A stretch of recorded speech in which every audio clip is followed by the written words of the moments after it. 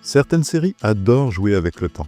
Elles tordent les lignes temporelles, éclatent totalement la narration classique et nous perdent volontairement dans un labyrinthe de paradoxes, de flashbacks ou d'univers alternatifs. Des casse-têtes temporels qui nous forcent à rester accrochés épisode après épisode.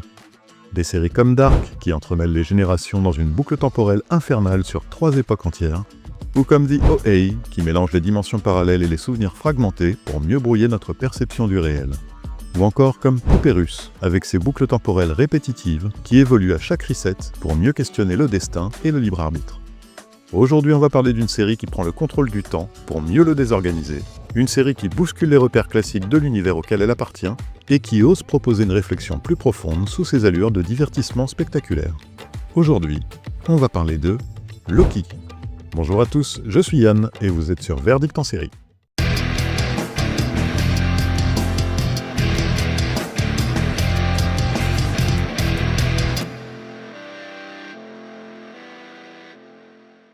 Il chute à travers l'espace, capturé en plein vol par une organisation étrange qui prétend veiller sur le bon déroulement du temps lui-même. Arraché à sa réalité, Loki, le dieu de la malice, découvre un monde bureaucratique aussi absurde qu'inquiétant, où chaque écart temporel peut coûter très cher. Pris au piège d'un système qu'il ne comprend pas encore, il va devoir choisir, se soumettre ou tenter de tout renverser.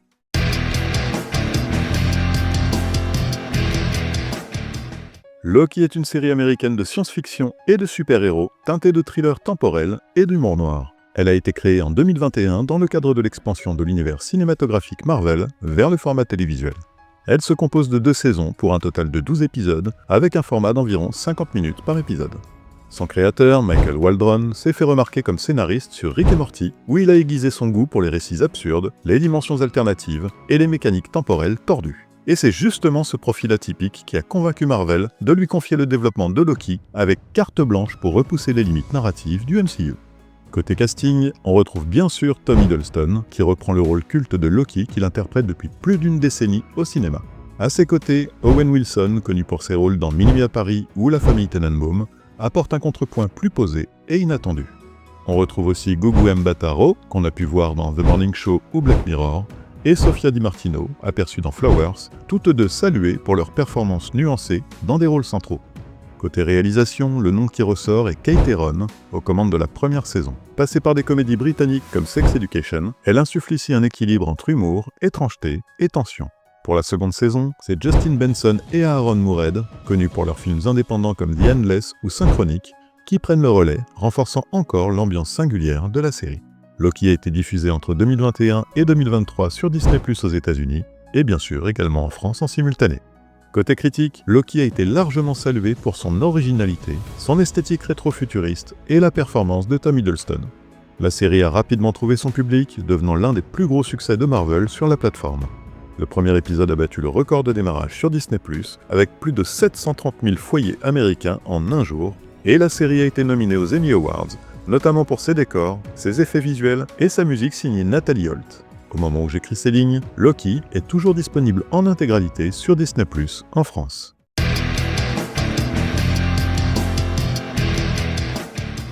J'en avais évidemment beaucoup entendu parler à sa sortie.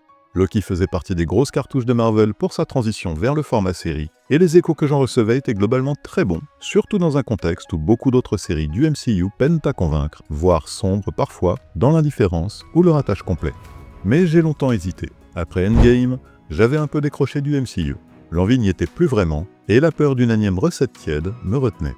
Et puis récemment, j'ai eu envie de lui donner sa chance. Et je dois dire que Loki m'a ensorcelé très vite. Son personnage principal, qu'on adore détester, son ambiance rétro-futuriste savamment dosée, et surtout cette tension quasi immédiate dès les premières minutes. Tout ça m'a happé bien plus que je ne l'aurais cru. Soyons clairs, si on est étranger au MCU, je suis convaincu que Loki risque d'être une série totalement inaccessible. Selon moi, pour en apprécier toute la saveur, et surtout suivre l'évolution du personnage principal, il faut avoir vu Endgame bien sûr, mais aussi les films où Loki est apparu avant, les 3 premiers Thor, le premier Avengers, etc. Sans ce bagage, l'émotion, les enjeux et même la cohérence générale peuvent échapper aux spectateurs. Mais une fois ce prérequis rempli, on est immédiatement happé par l'histoire, qui reprend pile au moment où Loki s'évade avec le Tesseract dans Endgame. Le rythme est soutenu, la tension palpable dès les premières minutes, Et l'univers qui nous est présenté, à la fois bureaucratique et vertigineusement vaste, installe une atmosphère à part. Je m'attendais personnellement à une intrigue trop alambiquée, difficile à suivre, et c'est vrai qu'elle l'est alambiquée, mais elle l'est bien. Les rebondissements sont suffisamment bien construits pour maintenir l'attention sans jamais perdre le spectateur. Et même si certains ressorts narratifs ne sont pas entièrement nouveaux, ils sont amenés avec une telle maîtrise qu'on les accepte sans sourciller. Loki joue avec des concepts complexes, mais parvient à les rendre limpides par une écriture solide, un rythme habilement dosé et une direction claire, malgré la multiplicité des lignes temporelles. Le personnage de Loki est évidemment la grande réussite du show. Son évolution est impeccablement amenée, crédible de bout en bout, et portée par une performance toujours aussi magnétique de Tom Hiddleston. Il parvient à rendre profondément humain un personnage qu'on adorait déjà détester, et le voir confronté à une bureaucratie froide et kafkaïenne, avant d'être projeté face à des enjeux démesurés, c'est tout simplement jubilatoire. À ses côtés, Mobius, incarné par un Owen Wilson en grande forme, s'impose rapidement comme un binôme à la fois complice et complémentaire. Tour à tour drôle, touchant, rusé, il offre un contrepoint parfait à un Loki en pleine perte de repères au sein du TVA. Parmi les personnages secondaires, D15, incarné par Wunmi Mosaku, s'impose comme une présence forte, à la fois autoritaire et de plus en plus nuancée au fil des épisodes. Et puis, il y a Ouroboros, Obi pour les intimes, incarné par Ke-Huy Quan. Un personnage immédiatement attachant, débordant de générosité, avec une touche d'excentricité qui fait mouche dès sa première scène. Mais s'il y a une interprétation qui marque durablement, c'est bien celle de Jonathan Majors dans le rôle de Kang. Il livre une prestation d'une finesse rare, à la fois captivante et inquiétante, avec un calme tendu qui donne au personnage une aura presque mythologique. En revanche, Sylvie m'a laissé plus mitigé. Si l'actrice Sofia Di Martino n'est pas mauvaise, je n'ai jamais vraiment réussi à m'attacher à elle. Elle m'a semblé manquer du charisme de ses costards, ce qui est dommage vu l'importance que son rôle prend dans l'intrigue. Il manque peut-être ce petit supplément d'âme ou de présence qui aurait permis de l'ériger au même niveau que Loki ou Mobius. Loki nous offre donc un casting globalement très solide, porté par des personnages bien écrits et des comédiens investis, même si une ou deux performances peinent à égaler l'intensité du reste du groupe. Visuellement, Loki est une véritable réussite. Dès les premières scènes, la série impose un univers unique à la croisée du rétrofuturisme bureaucratique et de la science-fiction élégante. Les décors sont souvent époustouflants. Entre les couloirs infinis du TVA, les paysages dystopiques ou les mondes alternatifs, chaque lieu raconte quelque chose, avec une richesse de détails qui force le respect. La mise en scène, très soignée, sait quand ralentir pour poser une ambiance étrange et menaçante, et quand accélérer pour donner du souffle et de l'ampleur aux scènes plus spectaculaires. La réalisation jongle habilement entre les moments intimistes et les passages plus épiques, sans jamais perdre en cohérence. Les effets spéciaux, eux, sont à la hauteur des standards Marvel, voire au-dessus de la moyenne des productions télévisuelles du studio. Que ce soit dans la manipulation du temps, les portails dimensionnels ou les séquences d'action, tout est fluide, lisible et bien intégré à l'univers. On a donc droit à une mise en scène dynamique, des effets visuels solides et un univers esthétique riche et original qui contribue grandement à l'immersion dans cette série hors norme. La musique de Loki est l'un des éléments les plus distinctifs de la série et sans doute l'un des plus réussis. Composée par Nathalie Holt, la bande originale mélange cordes inquiétantes, nappes électroniques planantes et motifs rétrofuturistes qui collent parfaitement à l'univers visuel si particulier du show. Chaque thème semble conçu pour renforcer l'étrangeté, l'ambiguïté ou la grandeur des scènes qui l'accompagnent, et certains motifs deviennent même mémorables au fil des épisodes. L'ambiance sonore, plus largement, joue un rôle essentiel. Bruit mécanique du TVA, silence lourd de tension, distorsion temporelle, tout est pensé pour plonger le spectateur dans un univers à la fois familier et déroutant. C'est une bande-son immersive qui ne cherche jamais à en faire trop, mais qui soutient parfaitement l'écriture et la mise en scène.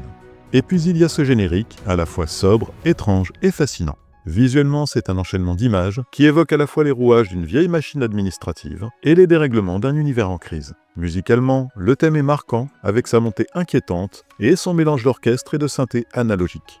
Avec son ambiance sonore léchée, sa BO audacieuse et son générique aussi marquant qu'envoûtant, Loki soigne autant nos oreilles que nos yeux. Difficile de parler du final sans rien dévoiler, mais une chose est sûre, Loki se termine en beauté. Après avoir installé autant de mystères, de tensions et d'enjeux à travers ces 2 saisons, la série parvient à livrer une conclusion à la fois forte, cohérente et émotionnellement marquante.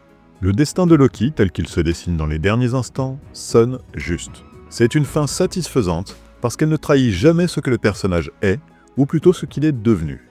Elle réussit même un tour de force, réconcilier son passé de dieu de la malice avec la profonde évolution qu'il a traversée tout au long de la série. Et en plus d'être bien écrite, cette fin est visuellement flamboyante, avec une mise en scène à la hauteur des enjeux. Loki ne se contente donc pas de bien finir, il finit avec panache et laisse derrière lui une impression rare dans l'univers des séries super-héroïques, celle d'un vrai arc narratif achevé, maîtrisé et profondément humain.